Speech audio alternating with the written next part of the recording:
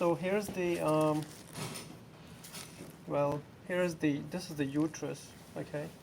This is the ovary at the end. This is the bladder, okay? And you gotta find the ureters that are coming to the bladder from the kidneys. I see one ureter right here. So see, there's the kidney. That's the renal vein, okay? This is the ureter that is coming down to the bladder. So you have to separate all this fascia, okay, and expose that. So don't cut the pelvis until you have done cleaning out this ureter. You have cleaned the kidneys, and you have exposed all the kidneys out. You have exposed the renal vein. So renal vein, especially when you're doing the left renal vein, take care not to cut the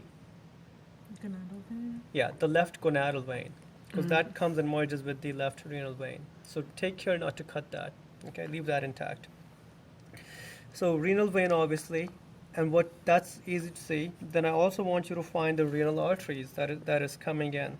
Okay, so separate the fascia gently, and from the aorta you should be able to trace the arteries that are going into the kidneys. And now the kidneys are covered with a fibrous capsule for protection. Okay, and you can visualize this easily. Okay, if you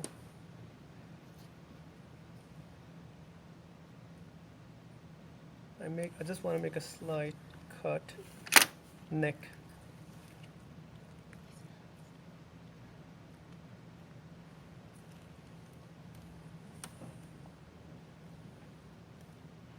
There you go. So you see this? See this membrane? Okay, that's the fibrous capsule that covers, envelops each kidney. So you can peel that off to one side. Don't cut it off completely and remove it. Just peel it off, like partially peeling a banana. Okay, and then after you've done that, I want you to take one kidney and do a cross section of it. Okay, so you're gonna take a coronal section of a kidney, and I want you to cut it like this. Okay, coronally. And you don't want to cut the hilum of the kidney, which is the point of the attachment for the nerves and the blood vessels. Okay, not there. So you will cut it, your fingers on the sides. Okay, and carry the incision through.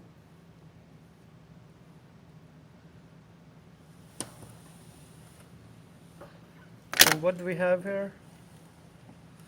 We have a peeled kidney. Okay, so this is what a kidney looks like on the inside. Now, on the inside, you can identify quite a few things. Okay, even though it's so tiny. Well, first of all, this light-colored region on the edges, that is the cortex. The darker colored region is the medulla. Okay, so those are two things. Then here in the middle, okay, this region, this is the, well, calyx are tiny and inside. Oh, yes, yes, yes. After the calyx, you have the pelvis, Pelvis. the renal pelvis. See this dilatation? Is a cross section of that. So if you go into the renal pelvis, if you put your probe through here, okay, you're going into what? No, through the renal pelvis, you're going into the ureter. The ureter. Okay, that's because. Oh, by the way, the renal pelvis is nothing but a dilated ureter. That's exactly what it is. The ureter comes up to the kidneys, and once where it wants to connect, it just dilates its mouth. Okay, that's the renal pelvis. Okay, so that's that. And then here, you can see some cortical radiate veins. They're blue, so we'll assume them to be the cortical radiate veins. Okay, then you can't see much other structures except for the renal vein that is coming to the kidney, and you have the renal artery. Okay, so those are the kind of questions that I can ask you. Okay, what's in the cortex and the medulla? By the way, one more important point that I forgot to mention, okay? The structure of the cortical nephrons in relation to the kidney. The cortical nephrons, okay, they're glomerulus, renal corpuscle, and their PCT and the DCT is in the cortex. But the loops of Henle, they go down to the medulla. So the loops of Henle cross the arcuate vein and artery border, and they go down into the medulla. If you look in the diagram in the book, I'll show it to you after we're done, and we'll go over that again. Okay?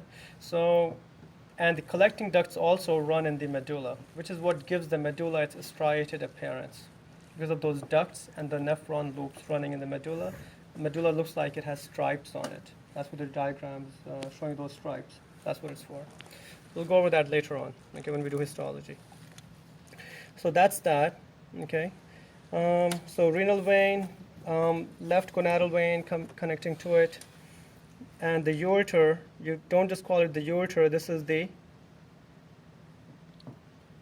that's the left ureter. ureter. Okay. Yes. Okay. Coming into the bladder, and here now, if you remove the fascia, okay, at the neck of the bladder, you will see the urethra. Okay, right here.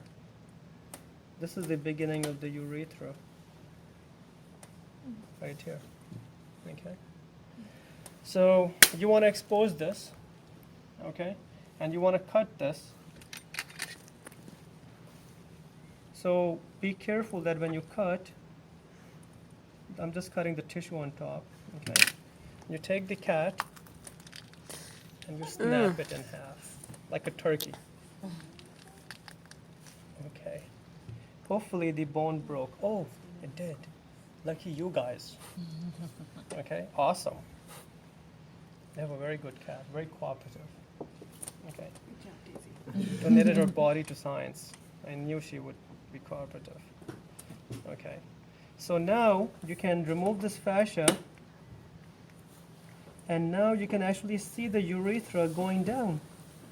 Okay, right here, until it merges in with the urogenital sinus, and then the reproductive structures and the uterus will carry that over when we do the reproductive system. Okay, so good job, guys. Okay, and we will just isolate this, clean this, and that's what you got to do in your cats. Sounds good? Mm-hmm. Chop chop.